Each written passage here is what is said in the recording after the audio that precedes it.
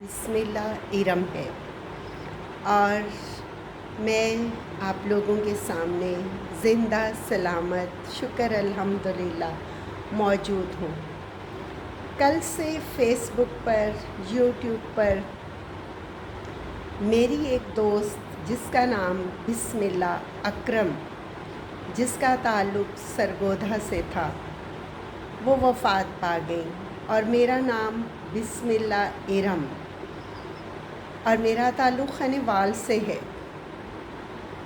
अकरम और इरम में थोड़ी सी मुमासलत होने की वजह से लोगों को मुझे कॉल करके व्हाट्सएप करके बहुत से सवालात पूछने पड़े। कुछ लोगों ने मुझे बड़ी धीमी आवाज़ में पूछा, आप खैरियत से हैं? कुछ मैसेज आए कि आपकी तबीयत कैसी है। दरअसल मेरी जो दोस्त कल वफ़ात पा गई बिस्मिल्लाह अकरम, मेरी ऑर्गेनाइजेशन का नाम रोशन रहें ऑर्गेनाइजेशन है, तो उनकी ऑर्गेनाइजेशन का नाम उजाला था। वो भी जर्नलिस्ट थीं। अब अल्लाह को प्यारी हो गई और मैं भी जर्नलिस्ट भी हूँ। वो भी यूट्यूब चैनल भी चला रही थी और मैं भी यूट्यूब चैनल चला रही हूँ। वो भी सोशल वर्कर थी और मैं भी सोशल वर्कर हूँ।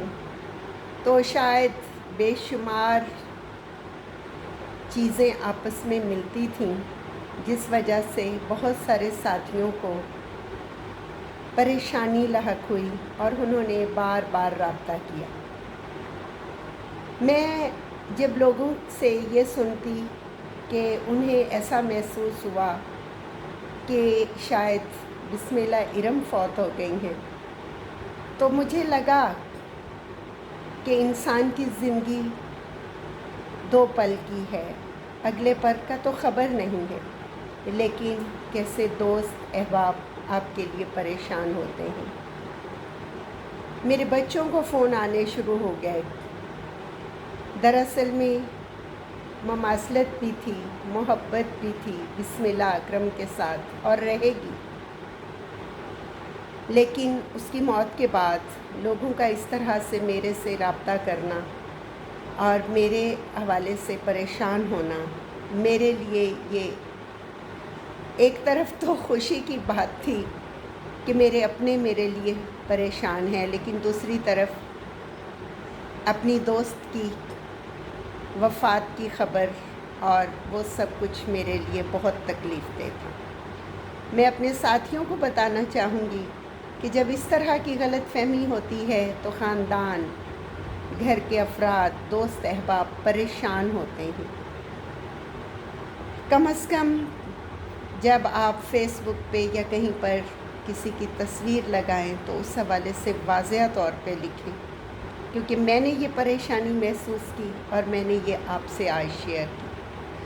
अपनी मौत की ख़बर सुनना और दोस्तों के मुंह से सुनना मुझे बड़ा अजीब लगा। इस दुआ के साथ कि मेरी दोस्त को अल्लाह पाक जन्नतुल फिरदौस में आला मकाम अता फ़रमाए, और जिन दोस्तों ने मेरी ज़िंदगी और सेहत की दुआ की, मैं उनकी शुक्रगुज़ार हूँ।